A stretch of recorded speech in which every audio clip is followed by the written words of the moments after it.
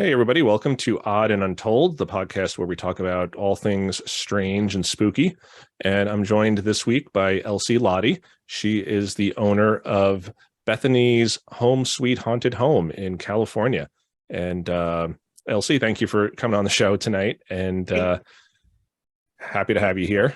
Thanks for inviting me. Oh, of course, of course. And your story is really interesting. So I'm going to kind of turn this over to you. And you own an Airbnb in California that is haunted, correct?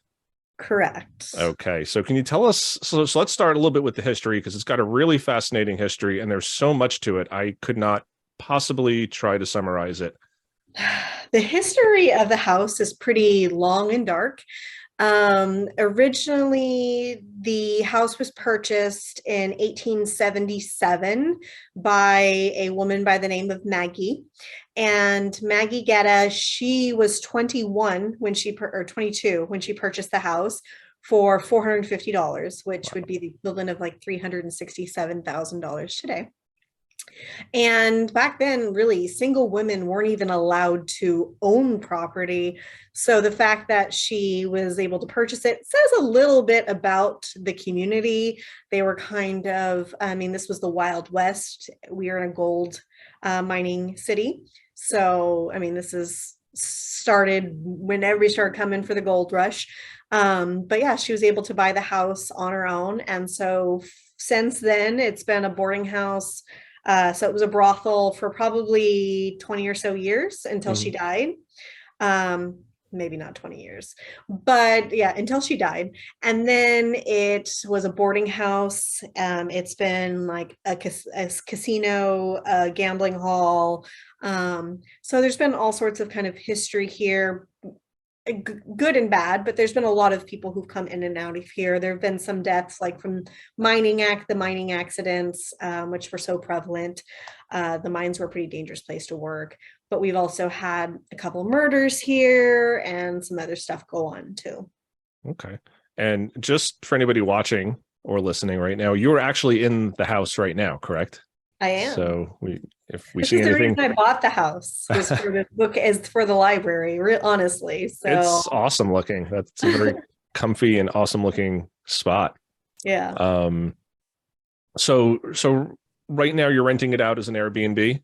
I am. So I bought it to be a long-term rental. That's what I do. Mm-hmm. But I wasn't told that the house was haunted.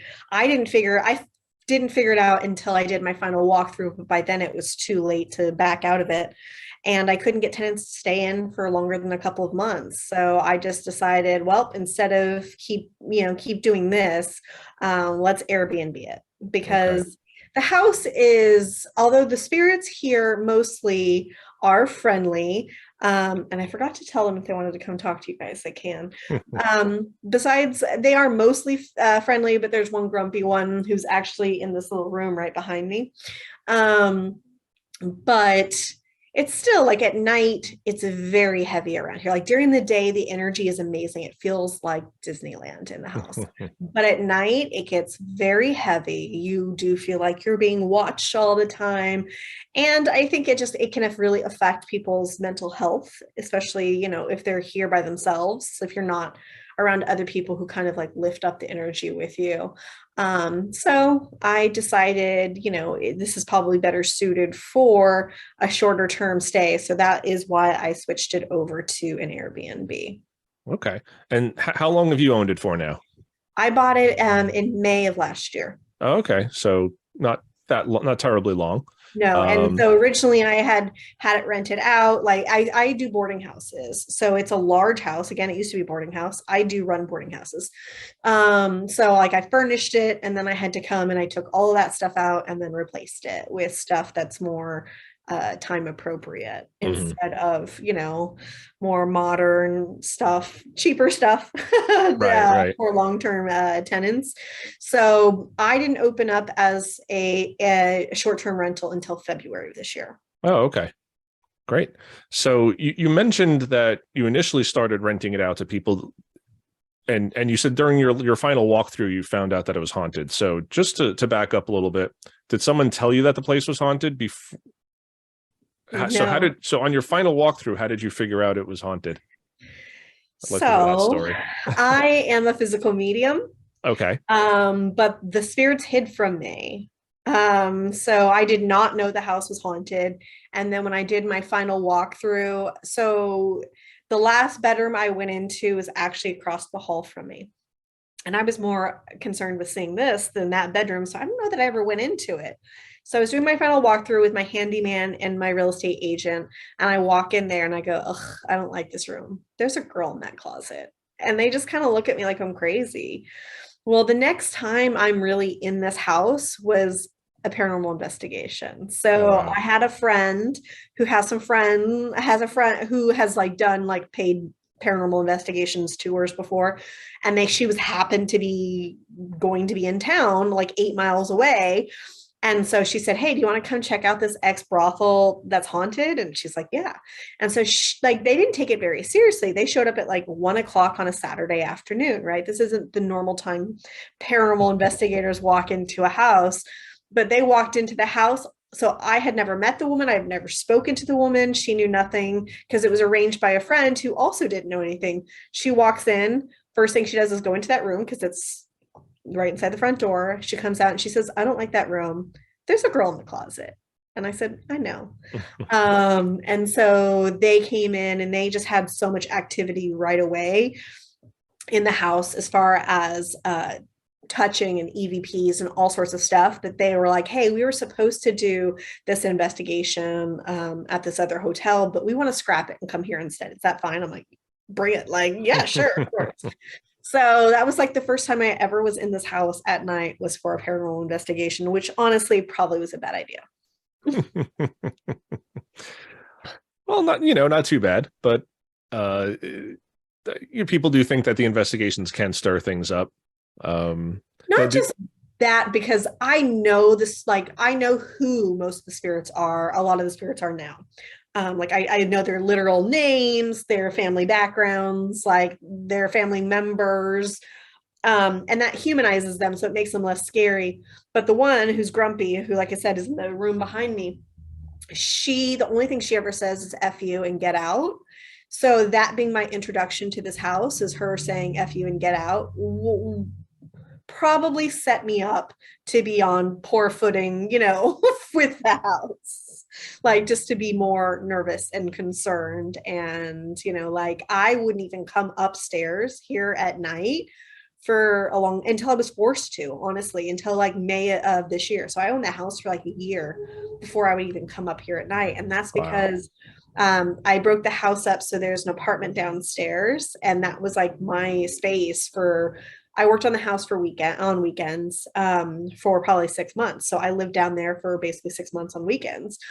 But because the energy is so different down there than up here, that's a place where you can live long term. So I ended up renting that out.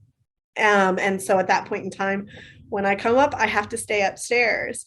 And so, yeah, it's just, that's why I don't think that it probably put me on great footing, because, my first experience with this house was this really negative energy. Right. So you still stay in the house then? You live there?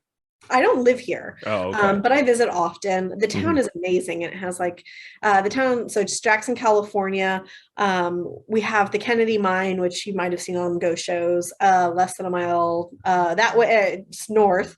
We have the National Hotel, which is about a quarter of a mile that way, which has also been on all the shows, the ghost shows. We have but there's just a lot of events. So, Christmas events. So I'll be up here this weekend with my mother-in-law for some Christmas fairs at Preston Castle, which is also, you've probably seen a lot of the ghost shows. Mhm. This whole area is extremely haunted. Right. It just feels like I'm kind of in the epicenter of it all, because I have a couple of portals, but I'm on a creek. So that's the reason why the city of Jackson was made, because we had a year-round creek, but my house is literally built on it. So my retaining wall is my whole foundation is the retaining wall for the creek. Oh, wow. And then the cemetery, if you want to know where all the people who have died, who lived in this house and died, are buried, is about 700 feet up the street.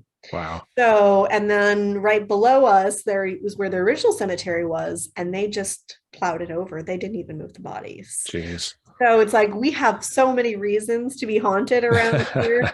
But I just feel like, I mean, so it is, everybody pretty much in the area has experiences with places, going to places that are haunted, and it just seems like this place is more active than most, probably Okay. because we have like 12 of them. Right, right. So when you first started renting it out, you said that you couldn't really keep tenants in there. Were they experiencing things, and Yeah, what were yeah. they? Can you tell us a little bit about what they were experiencing? So we get everything here, honestly. So one of the first things she got, when we did the paranormal investigating, there was a man here that night and he was walking around asking people, were you bouncing a ball? And we're like, no, like we're doing paranormal investigation. No, like I thought that was the dumbest question. Well, I talked to her, or this tenant who moved in a couple of days later, and she was like, "Yeah, last night it sounded like somebody was bouncing a ball." And I was like, "What?"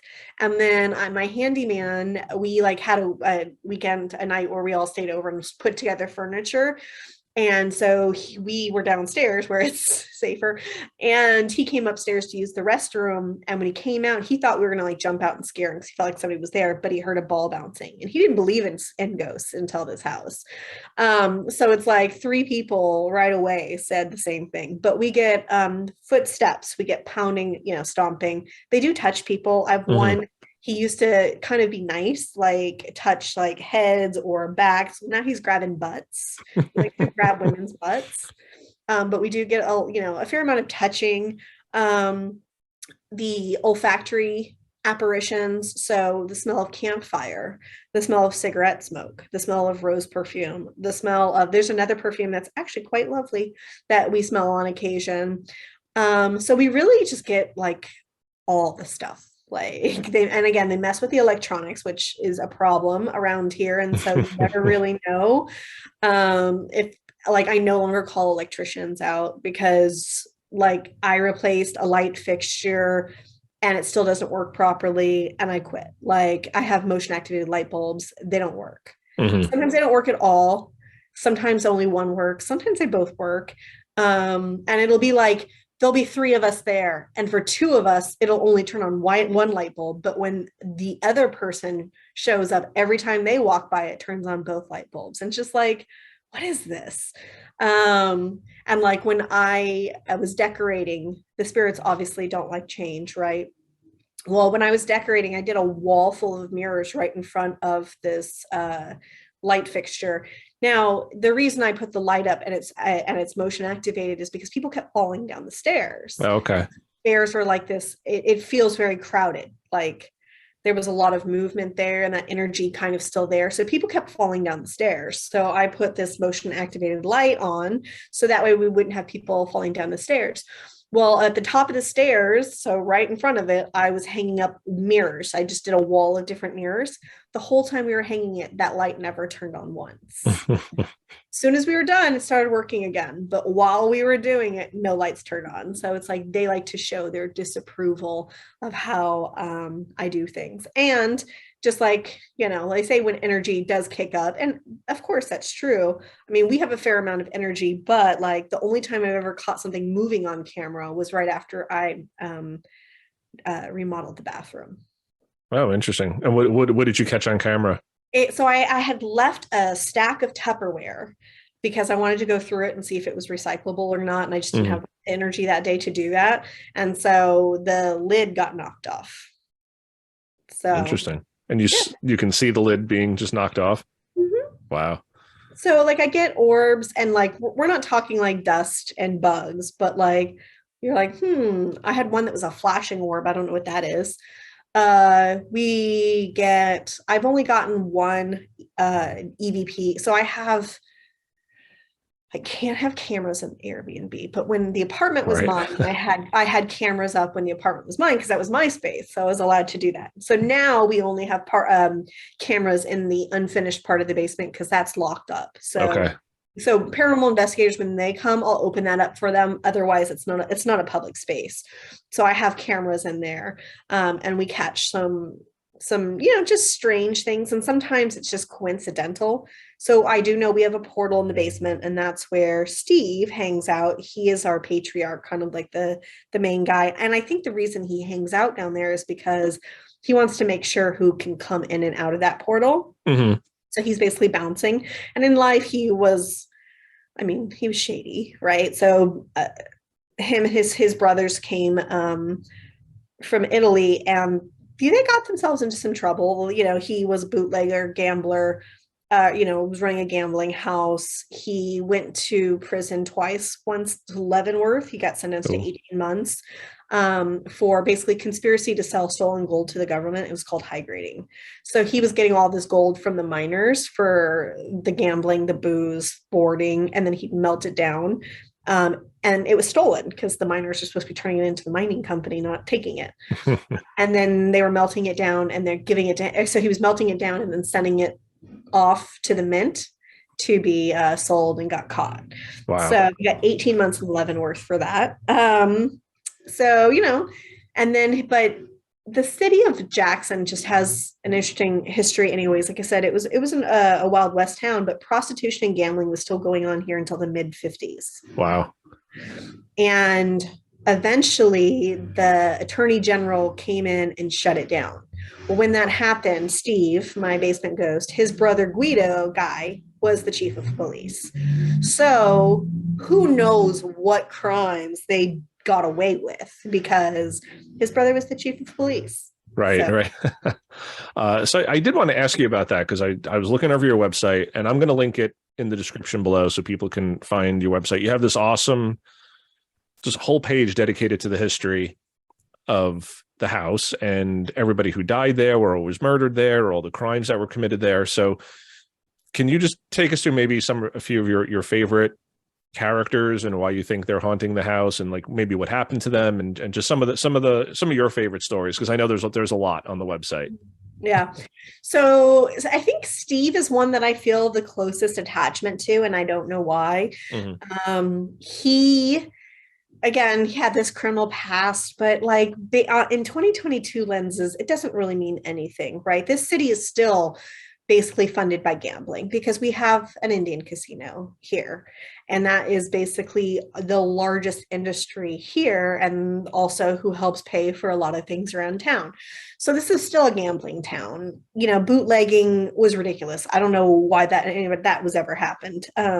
He also had some stuff, like, I don't know if him and his wife were married or not, ever legally married, but he did have a child with his second wife while still married to the first wife. Okay. In 1933, that's kind of scandalous. But in 2022, so a lot of the stuff that I've got 5 wives, it's fine. So it's like, and again, by 2022 lenses, it doesn't really mean all that much. Right. Now, there were some boarders who disappeared, accidental drownings, and some other stuff. So was him and his family up to no good? Maybe. But I think mostly, they were just making their money, and, I respect the guy. Was his brother? I don't really care about his brother so much, but luckily his brother isn't here, or if he ever comes here, he doesn't like linger here. And then Steve has a daughter who is here. So that one that was born in 1933, she is here with her husband, and he's the butt grabber. Okay. And they fight a lot, which is interesting. And then Steve's wife is here. She hangs out in the kitchen downstairs. And I think she's one of the reasons why downstairs has a much different energy to it. His daughter and son-in-law were alcoholics. And so the house very much reminds me of my mother, who was also an alcoholic, where, like I said, during the day, it's Disneyland. And then at some point in time, it's just like, it gets really dark. So it reminds me a lot of my mother and her alcoholism. And I do wonder if that's a reflection of Fred and Linda, because they were drinkers but they would fight, and it's like Linda protects people. He will touch them and she will yell at them. Like, we get this sometimes, like when people are doing the Estes method, and it doesn't make sense to the person who's doing it, but it makes sense to me, where they're like, because he touches them and then they say, hey, please don't touch me. And then she'll say, like, I've got this video and it's like her going like, dick, like, don't touch her. And he's like, it's only natural. Like, it's the same person saying all this stuff, but no, me knowing the energies in this house, it's like, oh, there's Fred and Linda, they're going at it again, but it's, it's coming through for the same person. So we get that kind of stuff here. And Fred, he kind of goes all around, but Steve stays in the basement. Okay. So I talked to Steve in the basement. We have another guy who I don't know who he is. His name's Sam. And he popped up on day one, the first investigation we had, but I had a friend named Sam here, so I thought they were talking about her. But since then, like all sorts of people have picked up on this guy named Sam, but I don't know who he is. And he seems like he just wants to hang out and kind of like have a good time, but he's not really problematic. The one in the room behind me, like I said, all she says is like F you and get out. I don't know who she is. Sometimes I actually wonder if it's an interdimensional thing. Like they think we're the ghosts. And so that's all she has to say to us. Right. But she does not like noise. And so she will pound on the walls and stomp if the guests are getting too noisy. But she also seems to be able to affect people. So for example, there was a paranormal group and the woman told me that they were in that room, like doing their thing. Her husband and somebody else were on the patio. They were talking and she went and yelled at him and was like, are you going to do any work? Like, cause they were so loud. She's like, you're being too loud. Are you actually going to do any work? Well, I had another group here and I was here and another subject, but think that we have elementals in the house as well. And so this psychic saw the elemental and she started behaving like the elemental. And there was another psychic who was here with her and said, you need to stop that because, like you do not want them channeling, you channeling them. And I just was like super frustrated. I wanted to shake her. And I was like, yes, you need to stop it. And I was like, oh, where did that come from? So it's like, it seems like she can affect people to be like, no, knock it off. Like she doesn't want to tolerate any nonsense. So that room, I actually didn't turn into a bedroom. Okay. Like, because I feel like nobody should sleep in there with her. And in real estate, bedrooms that's money, right? Like, definitely. But I honestly do not think anybody should spend the night in there with her. And therefore, it is just, I put one of those really uncomfortable, hard Victorian couches, like a desk, a Victrola, and I'm just using the closet as a linen closet because, I just don't think there's any reason for anybody to spend time in there with her. Mm-hmm. My husband doesn't believe in ghosts. Okay. He has never spent the night in the house. He's never even been here at night. But he had one interaction in the house. He was in that room. So he's only been in the house for maybe 6 hours. Usually it's to help bring in heavy stuff, to help me move heavy furniture. And so we had to drop off some furniture one day and I was like, hey, while you're here, can you hang the smoke detectors? Because I have a rule against being on ladders in this house by myself. And so he was in that room and he comes out and he's like, oh, and he's like kind of trying to be funny, but still I know, like he's like, oh, the ghost in that room must be nice. And I'm like, why? And so he was hanging the smoke detector over the closet. He tells me he drops the screw and it rolls into the closet and then it rolls back out. Wow. And the house, because we're on a creek and it's old, it slants and then goes to the left. So for it, the screw would have gone with that slant and then gone uphill to come out. And so he's like, oh, so that ghost must be really nice. And at first I was like, is she like trying to be nice to my husband? Like that's, like, what is that? But now I'm just like, no, I think she just didn't want him in the closet to come get it. So she's just like, take this. So that he doesn't go into the closet where she, is hiding. Cause that's one of her favorite places to hide. So for him to even tell me the story, it was something that he thought was very unusual. And so I feel like, okay, his mom also didn't believe in ghosts, but she stays here with me all the time. And she went from, I don't believe in ghosts to her glasses disappeared. So we went to the store to buy whiskey to try to bribe them to return her glasses. Only 5 visits. In 5 visits, this became reasonable. So she definitely believes the house is haunted. She doesn't care. Like she's not interested in it when the craziness happens. She's just like, oh, okay. So she doesn't get excited or anything by it, but she definitely does not.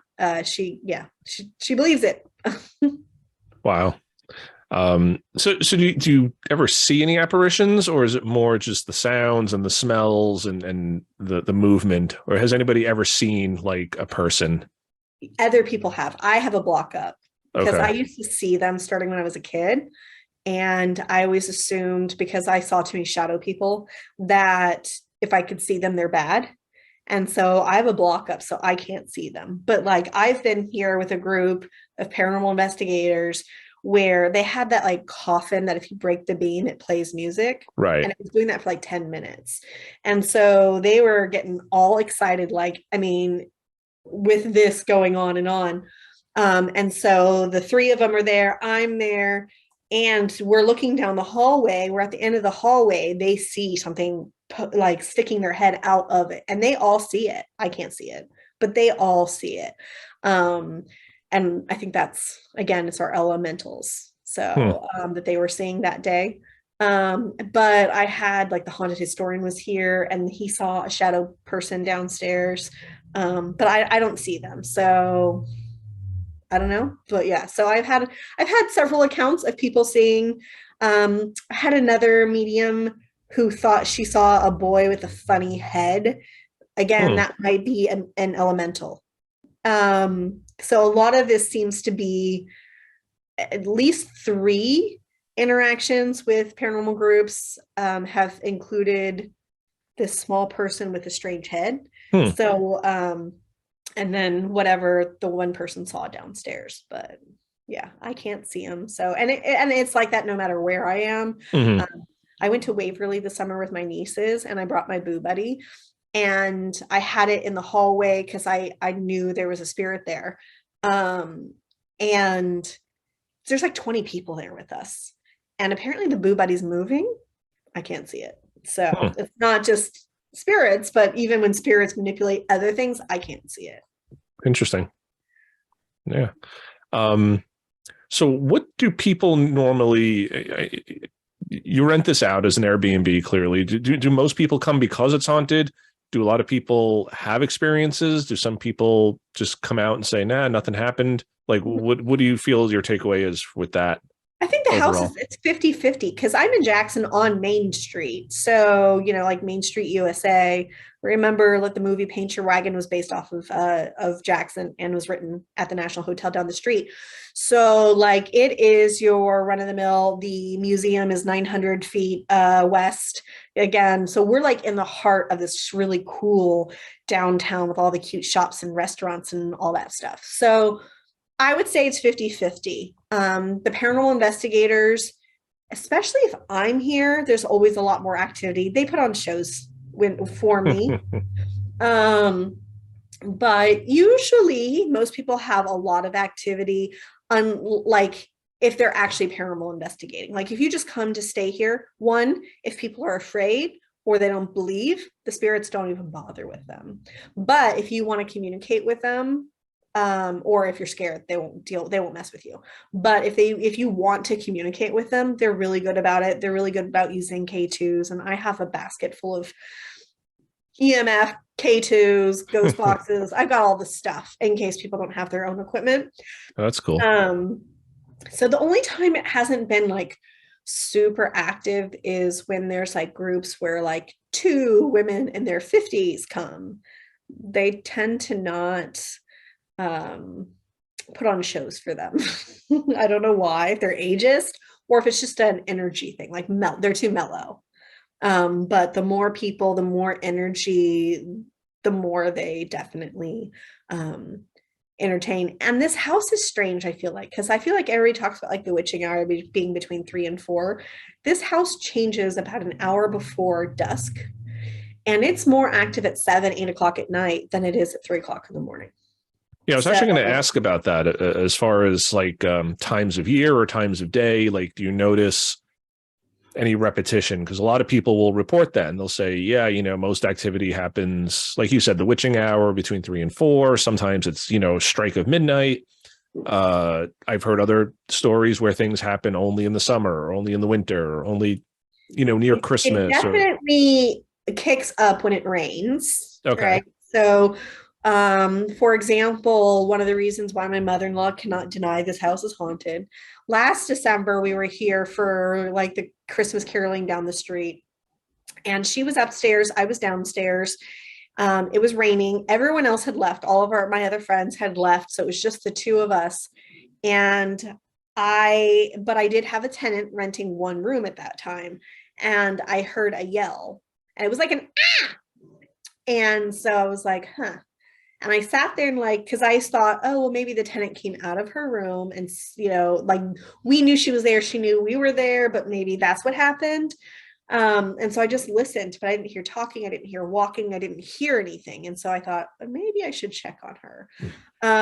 And so when I come from downstairs and go up the staircase, she's sitting at the top of the staircase looking down because she heard it too. I heard it upstairs. She heard it downstairs. So we met at the staircase to make sure one another were okay. And that was 3 o'clock in the afternoon, but it was raining. So I've never heard another yell in the house. That I know of. I mean, we hear noises sometimes, but we always don't know where they're coming from. But yeah, so it definitely picks up a lot more when it rains. That's when I actually realized the phantom smells, because I was sitting in here and I was smelling cigarette smoke. And so I had the door open because it was raining in June, which never happens in California, right? And it was dumping. And so it was just so lovely to hear and to smell. And so I had the door open, but it started reeking of cigarette smoke. And so I was like, oh, I'll go shut the door. But then I'm thinking, like, nobody's walking down the street smoking a cigarette in this drench, this downpour. Like, where does that smell come from? And as I got to the door, no, you can't smell it out there. It was only in the living room. And that's when I started going, oh, because I smell cigarette smoke here all the time, but I've always thought it was because of something else. Like, we have a gas station across the creek and down a couple of lots. And so maybe that's where the smoke came from, even though it's way up on a hill and we're way down the hill. Like, I was just blamed it on that. But at some point in time, it was like, oh, okay, like maybe. And so that's when I started paying attention to it. Now, is it like a strong smell, or is it more Yes. subtle? Because I know sometimes, like in old houses, when the weather changes, like the wood can release smells, and you do get that sometimes, like the faint smell of cigarette or perfume or things like that. I mean, more the cigarette than the perfume. The wood doesn't. No, it'll be really strong, and it'll be very like in just this one area, and then it just disappears. So like I had been smelling it in the house. I had thought originally like that the tenant was smoking, and I was like, she said she didn't smoke, but I keep smelling smoke in here. Well, I had a woman come stay here that I know, and she's sensitive. She messaged me, goes, oh yeah, I walked in and somebody's smoking in the bathroom. And I was like, or in the shower. And I like had to think about it. Like, no, she wasn't like literally, but like apparently she walked in and the spirit was smoking in the bathroom and a shower. And I was like, is that why the bathroom always smells like cigarette smoke?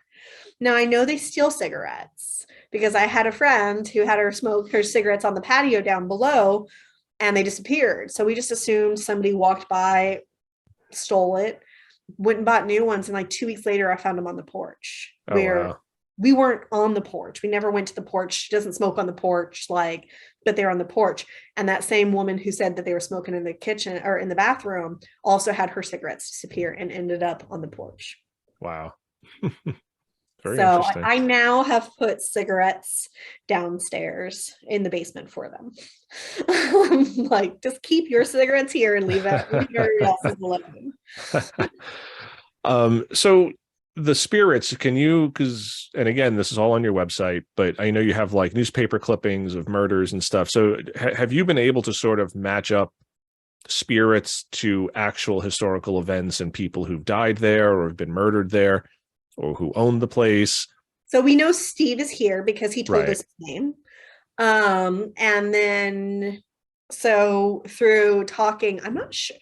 Basically, what happened was, so Steve's family owned the house from the 20s until the 90s. Steve died in 81. But he has a daughter who's still alive, and she's in her late 80s at this point in time. So even though they sold the property in the 90s, immediately I wanted to talk to this woman whose family owned it forever. So I called her and I talked to her and I asked her, did anybody die in the house? And like, is the house haunted? And she's like, no. Well, the second time she calls me at some point in time and says, she then tells me, I'm like, seriously, like the house is haunted, like, and she says, I had a friend who saw my dad in the basement. Wow. And that was after he had told me his name was Steve. So it's like, I already knew that by then, but I was just like, you liar. Like, and then come the third time I spoke to her, she told me, but she also said, no deaths. The third time, and again, by then I'd had newspaper clippings of murders and stuff, but she was younger, so who knows? Like, she might not have known. Seems weird to me that murders would happen and your family wouldn't talk about it, but okay. And then the third time I talked to her, she's like, yes, my mom's there, my dad's there, my sister's there, my brother-in-law's there, they're all there. Oh, and also some guy died in that room where that creepy lady is right behind me. Apparently a man died in that room, but I don't know who he was and I don't know what he died of, but I just know it happens to be that room. So at that point in time, I went into it going, all right, is Fred and Linda here? And we have a lot of activity in what I call the rose room. It's a pink bedroom. And so that was their room when they were alive, but I have a picture on the website of the bed that was taken, and there's like a whole family on that bed. So that's not Fred and Linda, that's a whole nother group. So I'm not sure if those spirits are Maggie, her husband, and her kids, or if they came with the furniture. I'm actually going to pull up that photo now that you're mentioning, just so people on YouTube who are watching, and I'll put this on the website for anybody listening on podcasts, but I'm going to scroll down all the way at the bottom. All the way at the bottom, but you can see all the photos and news clippings when he was young. Oh, okay, cool.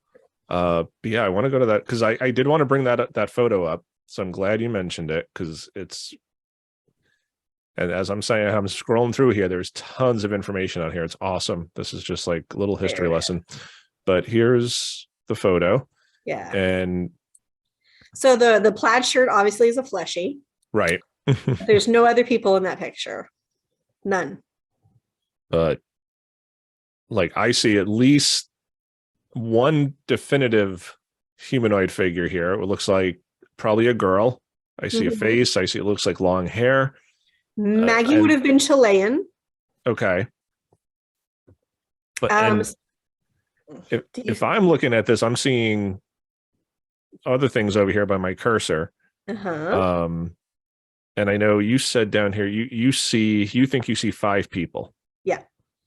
So the one on the left, right? And then I see right between her and the one on the end, I see 2 little girls. So 1, 2. Here, 1, 2. And then at the end, there's that figure holding, it looks like one draped all the way across them. Yeah. And you can see the one holding it. You can even see an arm underneath it. Can you see the arm with like the jacket, the shirt coat, and then the hand underneath it? Right there.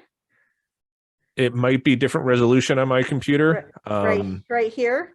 So there's like an arm, and then you can see like a white, which looks like a shirt, and then a hand, right? And you're like holding this child at the end. Yeah, I see that. And that's to me, it looks like he's like leaning over, like hugging or kissing the child laying across him. So I do wonder, if this is Maggie's family. So Maggie and William had 3 children, 2 daughters and a son. The son died at 2 years and 7 months old. Wow. I don't know what of. I don't know what Maggie died of. William drowned in the creek. He was a drunk, although I think he was murdered.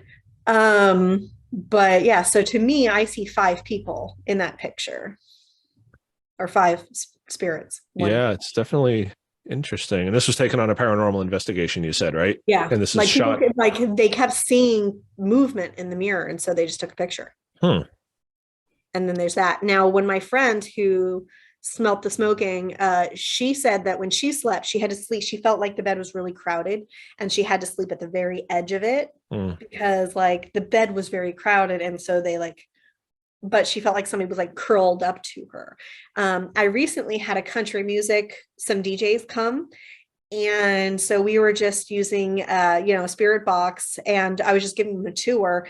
And when they went into that room, and she was the wife of one of the DJs, started getting really lightheaded. So she asked if she could sit on the bed. And I was like, yeah, you can sit on the bed. And she did. And then it says, get off me.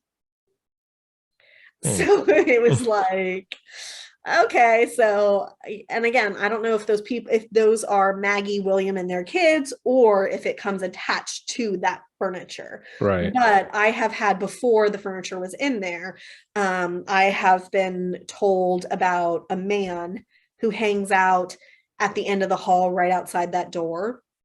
Many people have seen this man. Like, several people have told me they've seen this man. And it often smells like campfire there. He was a blacksmith. Oh, interesting. So it could be him, or again, it could come with furniture. Who knows? Interesting. So when people hear, because you keep mentioning how people are hearing "get out" or "get off me," are they hearing it in their head, or are they hearing like an audible voice? No, we were listening to. We had a spirit box going while we were just walking around the house. So, yeah, so we were in there and we had that going. So yeah, no, we all heard it then, and then we had it recorded too. One of the DJs had recorded it, so they could play it. But we had two different things, like a couple different things happen when they were here. And again, they were here at like 6:00 at night, the weekend before Halloween, for like an hour. And in that time, we were in the basement, and like I had us introduce ourselves. We asked who's here, and Steve. We introduced ourselves, and one of the guys, his name's Pat. And as soon as he says Pat, they said, "Hi, Pat." And so that, and then we had, she sat on, as soon as she sat on the bed, it said, "Get off me." And again, they seemed like they were bickering, and we had the K2s, the lights were going off and stuff like that. So this is why I am ruined. Because my house is so active. When I go to other places, it's like you might have two things, go on all night long, but here it's like that's before 7:00 at my house. Right. Stuff like when I'm not even trying, like I don't talk to them. Like I talk to them.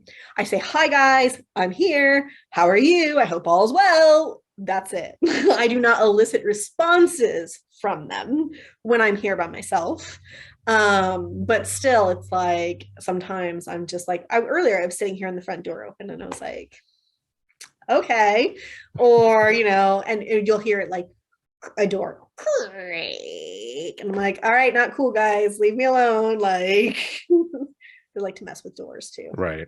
Do you find that the talking to them helps? Do you find that like if you set ground rules, and because that's something that we've used in the past as far as paranormal investigations, and just telling people like as a first resort, because a lot of people, I'm in a paranormal investigative group as well, and we used to tell people that, because they bring us in and say, "Get rid of our ghosts," and we'd say, "Well, that's not really what we do." It's and you can sage all you want, and you can't really do that. If they're going to be there, they're going to be there. So we always recommend it to people, like try talking to them and say, "Hey, like, you're welcome to stay here, but just don't bother me on a work night. I got to get up and go to work," and usually it works. So I don't, only because of this. How people move in and build these big, housing complexes in the middle of the field, and then they get mad that coyotes are in their yards. Right. I'm not that person. They've been here longer than I am. So who am I really to tell them what to do? But I consider them humans. Like, so I respect them and I treat them like they're my roommates, right? So I give her space because she doesn't want to be bugged. I didn't put a lock on the door, but I'm also not encouraging anybody to go in there and hang out with her, right? So I try to be respectful of her boundaries. They've broken stuff. What have I done? I've learned not to, like, so one day, I don't know if it's because they're homophobic or if it's just because it was too much noise, but I had a large paranormal group here, and there was a lot of gay men here. And these two guys show up, and I guess they yell, "The gay guys are here." And then they hear crashing, breaking glass. and they didn't know what it was, and it freaked them all out. So they went to investigate, and there was artwork on the back of the solarium, which, so it's on the other side of the creepy room, had fallen down and shattered. Okay. So I could tell them not to break stuff, but you know what? I just don't put anything with glass there anymore, because obviously then they can't break it. They steal stuff. What am I going to do? Spank them? Like, whatever. Like, I tell people, like, if you don't want to be touched, they will listen to you, but am I putting down ground rules for them? No, I'm really not, because they were here before I was. And so we all have to figure this out together, but I just don't think I'm that special to be able to say, this is my house, and,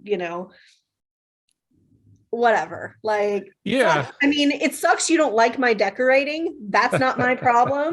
But I'm not going to not decorate for you, but I'm not going to tell you you can't mess with my lights. Like, I'm not going to do that. Like, and so I think that one of the things is, I have, like, one of the things with paranormal investigations, the reason I love paranormal investigations is I'm trying to find out more about my roommates, because I don't know all their names.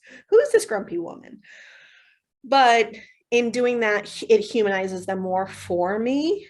And so it makes it a lot easier. So a lot of people are afraid of ghosts. But like, how could I be afraid of Steve? Steve's just like this cool guy who did all this weird stuff, like, who, sure, he had some crimes and stuff, but he had an interesting life. How could I be worried about Steve? Now, again, I'm pretty lucky because mine are pretty mellow. We also, I feel like I have a good relationship with the spirits, and maybe it's because I treat them this way, but they look out for the house and they look out for me. So the house has chased off a couple people. In hindsight, those are not people I would want in my house. Right. So, like, one of them, since I have those cameras in the basement, I was watching the paranormal investigation, and I just kept saying to myself, shut up, just shut up, like, stop talking. Because she's one of those people who just talks and talks and never gives them a chance to answer. Don't ask a question if you don't want to hear the answer. Just, right. What is this for? It's for TikTok? No, like, shut up and listen if you want to listen, right? Well, at some point in time, they told her to leave. And then when she came back, every time she tried to talk, they kept saying, stop talking, be quiet. And I was dying laughing because I was thinking that. And so I was like, oh, the house didn't like her. And then I realized later that this might be a weird connection I actually have with the house. Like, and then we had a man here who literally, his group made him leave because they're like, you need to go to the ER. Like, they were afraid he was having a heart attack.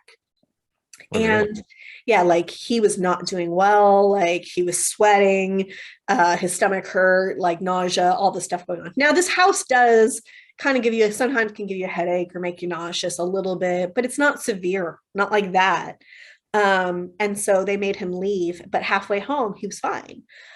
So I went to go on Facebook to message him to, like, hey, apologize. And I saw his Facebook feed, and I'm like, I would never talk to this man a day in my life. And so I was like, huh, is that why they did that? Because they knew I wouldn't like this man, so they chased him out of my house. Like, how? Like, I didn't know I didn't like this man because I knew nothing about him until after the fact. But so I said, we have an interesting relationship with the house and I. And again, I think that is because I treat them with respect. I look at them as roommates, like, because I could in the future haunt this house. This house, back to the why, this house forms attachments to people. I have it. My housekeeper has it. I have my tenants who moved downstairs. They were only supposed to live there for 2 months. It has now been 7, and they have not even started looking for another place to live. They have it. So the house forms attachments to the people. So I think they just don't want to leave. Like, they want to be here because this house kind of like just sucks you in energetically. Now, is that the case for, let's say, if that guy is William who drowned in the creek? Maybe that's not the case for him, but maybe it is. I don't know about them, but it's what I've come to believe about Steve, his wife, his daughter, and his son-in-law. Like, because why would you have a whole family here? So I think it builds attachments. Yeah, it seems like they're comfortable there. So I wanted to, because you mentioned a few things earlier, and I want to circle back to them. One of them, you mentioned a portal in the basement. And again, I'm kind of the skeptical believer where I believe in stuff, but I take everything with a grain of salt. But I've heard of portals before. I've kind of experienced, I don't know if I would call it a portal, but an area where the energy seems to be focused. It seems to be where everything sort of begins and everything sort of ends. And so I just wanted to talk to you about that a little bit, because I you seem to be more sensitive to that than someone like me. But even I've sort of sensed like, oh man, like there's something in that corner. Like you can just feel it. So that's it. I hated that corner the entire time. Like the second I ever came to that house, I'm like, it's the whole basement. I'm fine, all of this, but there's like this weird hallway at the back of the basement. So you can go through this door and there's this little hallway that'll take you to this big section, or you can just go through the door to the big section. Like it doesn't make sense what this is, but that was always like, nope, won't go there. Nope, won't go through there. And then a couple months after I bought the house is when I realized that there was a cross on that door. That so before me, right on the other side of that portal, where that portal is, somebody used masking tape to put a cross on that basement door, which you don't see because it's the same color as the paint. But I walked down there with the black light and it glowed, and I was like, what is that?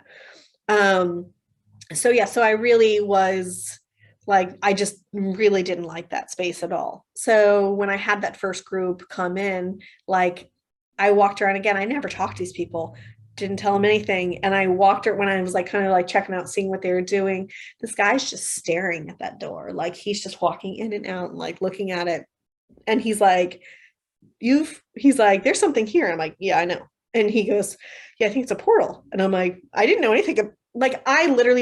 So first time I saw a ghost, I was 7, but I have not been involved in the paranormal world my entire, at all until I bought this house. So sure, I'm a highly intuitive empath. Sure, I have some psychic abilities, but I'm not using them. Sometimes I'm a physical medium, so the spirits will come to me and I get flashes or I get sick or all these things, but I've never learned how to do this, or I've never sought it out. Okay. It is what it is. But, so yeah, he said that. And then I've had other people come through too, psychics and mediums. They're like, oh, there. And then, so we have that one. And then there's also seems to be one right outside the front gate. So like if you get sick in this house, if you have a headache, get dizzy, nauseous, you can't just leave the house because, well, the walk around porch is technically above the basement. So you're not outside of the perimeters, but you actually have to go out like past that space. So into the middle of the street to feel better. So I just tell people just cross the road. You have to cross the street and on the sidewalk, across the street. And then with that mirror, is that mirror a portal? Is that, I don't know. Cause I don't know who's in that. I don't know who's in that picture. So we have like a couple of things going on for us, but again, so I think that the one in the middle of the street has to do with the elementals. Okay.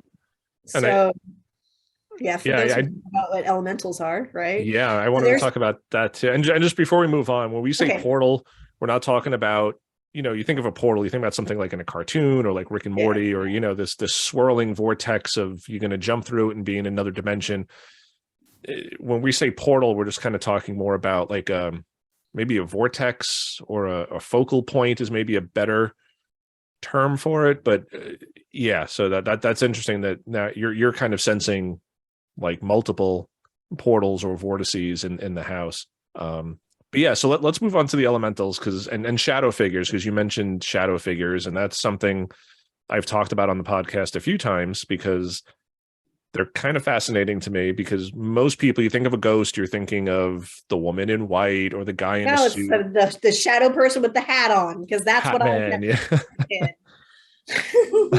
That's the jerk I kept seeing. And I've talked about that on the podcast too. Hat man, shadow people. Who knew that was a common thing? I didn't know that was a common thing until recently. So I've learned a lot since buying this house. And also, fortunately, unfortunately, since buying this house, my gifts have really spiked too. So now where I rarely sense spirits like places, now I get it all the time. I can't go to the estate sale without somebody, like I just was at a garage sale and then next you know I'm being harassed by a spirit. And I'm like, wait, what's going on? So that happened thanks to this house. It really kind of kicked everything into overdrive, which thanks guys. But so yeah, so going back to elementals, I didn't know anything about anything. So I can't say that enough. So the neighbor next door, it used to be a hotel that Steve used to run actually, and it burned down in 1931, and then they built a quadplex. So next door to us, we have a quadplex, but the properties are kind of related just because Steve owned this house and managed that property. Well, I was over there talking to one of the women who lives there. She's a practicing witch, and she has a lot of the same stuff that happens here that happens there. But I was talking to her to one day and she's like, oh yeah, I had this fairy and I had to get rid of it. And I was like, oh, okay. Like, didn't think it's like she's telling me the story and I'm thinking I'm picturing that she's got like a haunted object in her house, right? I know about haunted dolls. I probably have one in the house. But that's what I'm picturing. Like, I don't know that like people actually think fairies are a real thing. Not only apparently are these things real, these are elementals. So like in the in most of our traditions are from the European tradition, so we think of things like mermaids and gnomes and fairies, pixies. So these are elementals, and what they are is they're not spirits of humans. They've never been human. They're non-humans, but they're attached to the land. So when I talked about have people keep seeing these kids with weird heads, it is because even if they try to look human, they can't look human because they've never been human. So they don't really know how to human well. So in, United States, we might hear about, you might have read that Stephen King book, Tommy Knackers, and those are elementals who live in mines, which again, we're all in the mines, but I am on the river. Well, I had a footprint appear one day and it was wet and it's tiny. It's about that big. Appeared on the stairs. And then I had a handprint appear one day and I thought it was weird because it only has 4 fingers and it kind of looks like this part is expanded. And so I was like, oh, well, the footprint is like this big and the handprint's like this big. So I must have several children ghosts in this house, which don't really make a whole lot of sense because this has been an adult boarding house, right? Sure, brothels, sex workers have babies, so maybe, and again, we do know William and Maggie had a son who died, but like that's the only child I know of. So like this doesn't make sense until this whole idea of this person, the psychic who came, she saw the elemental. She saw something, and so she snuck around the corner and she came face to face with it. And so that's when I started like doing research and but literally I was like, I did not know people actually thought these things were real. Now we are on Miwok tribal land. So I've reached out to the Miwoks to try to see what their cultural says about the elementals, but most native groups don't want to talk about them. So I'm not really sure. Again, I don't know if it's a water elemental just because there was the footprint on the stairs was wet. I don't even know how you put like a full handprint on a stainless steel fridge. I tried to get my hand wet and recreate it without much luck. But yeah. And so my mother-in-law, like I said, she definitely believes the house is haunted, but her glasses were stolen. They have not been returned. And we basically asked Steve, like, hey, can you return those? And he said no, but basically because they're the ones that took it. The elementals took it, and he cannot, like, he can't, I don't know if he can't get them, or I don't know. I don't understand it. But so he can't return them, but he knows where they are. Because we literally tore apart this house because we find things all the time, like cell phones people leave under the bed, and an insulin pen under the couch, like things that are important that you wouldn't think people would leave. Right. We find things under the couches. So I always tell people, like, when you check out, you need to look under. So we literally opened up every drawer in this house looking for those glasses, can never find them.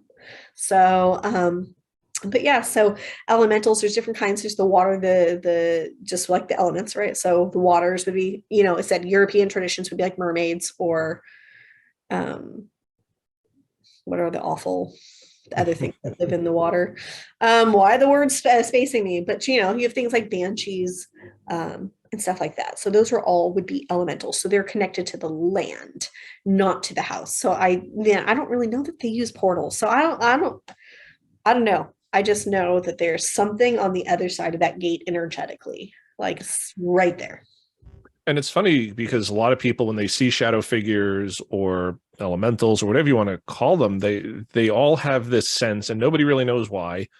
And no one's saying that they're demonic, but like you said, like something that's never been human, or they're trying to give their best approximation of a human. Like you said, like the bigger head. And everybody I know who's seen a shadow person, it's either been the Hat Man that you mentioned, or it has like a big head. It's a little shorter than the typical person, a little skinnier, almost like a gray alien silhouette, where it's just kind of like got a skinny body and a head that seems a little too big for its body. And they always seem like nobody really feels menace or evil from them. It's more of a curiosity or a mischief, at least in my experience. So that does sort of play into what you're talking about with like elementals and hiding things, stealing things. A lot of shadow figure stories I've heard, they're kind of like peeking around a corner. And I think you mentioned that earlier too. One of the paranormal investigators said he saw something they cross through the doors. And I can feel that. So I don't have to see that. I can feel like said when I was at Waverly, I'm like, that door right there, there's a guy right inside that door. And at that time, the docent was right there. He's like, yeah, we get a shadow figure who crosses through here all the time, back and forth here all the time. So I don't need to see them, but I don't know why, just in my brain, it was like, if I can see them, they're scary. If I can feel them, it's different. So I don't want to see them anymore. So I realized that I can't, but like, so the three people who were staring and seeing this thing popping out, one of the guys thought, he's like, oh, it looked like it had like a buns on the side of his head. So he's like, oh, I think it's an African-American girl. I'm like, not in Jackson, it wasn't. Yeah. That's one thing we've never had here. We didn't have slavery here. We had the natives, we had the Chinese, but we never had Africans or slavery here in California. So it definitely was not, a little black girl. And then when somebody saw it in the other one, I don't know. It seemed like, I think for her, it seemed like it had missing part of its face. So so I kind of get different things, but again, it's the same stories by different people who don't know one another. So they don't know that this elemental thing has been seen. So like, I'm just having to put it all together from hearing this, seeing this, this person doing this, and kind of trying to like put it all together to like make up these stories. Maggie, how did she die? I don't know, but I'm again, as a physical medium, oftentimes I know how people died, but this house, they don't affect me physically, except for I was talking about her one day and I couldn't breathe. And so I feel like maybe she was telling me like that she died of probably consumption or tuberculosis. Because she died at like 44. She wasn't old. Right. So it's like, yeah, how did she die? And so, yeah. Interesting. And I have so many articles. I meant to grab the book to show you. So I'm going to step away really quick. Sure. So what's in that website is nothing in comparison to, this is my binder. These are all the articles I have. So the deeds. So I guess I should preface to say that my real job is I work in research. So like, I'm not, I'm coming up with like real stuff here, so I've really done my work. So that's about the murder, the love triangle, and several articles about that. But yeah, so I've done a lot of work to try to put these stories together and to figure it out. Because again, the more I humanize them, the better, I don't know, the easier it was for me, like to deal with them. Although, to be honest, I still don't like being here alone at night. I don't blame you. And it's just upstairs. Like, again, downstairs is fine, but I don't I'll usually, if I'm here by myself and I spend the night, I'm usually sleeping on the couch. Okay. Because the couch is right in front of me. And the one who's the most unnerving is behind me. So it just feels like, sure, I could stay in these rooms that are all back there, but I don't want to, or I can sleep in the room up front with the girl in the closet, but that also doesn't sound appealing to me. So usually I just sleep on the couch. So before we wrap up, that was going to be one of my last questions, because you mentioned that very early on, the girl in the closet. Have you ever figured out who that might be? Do you have any feelings or thoughts or? So her name's Bethany. That's all I know. Okay. So when I feel them at an emotional age.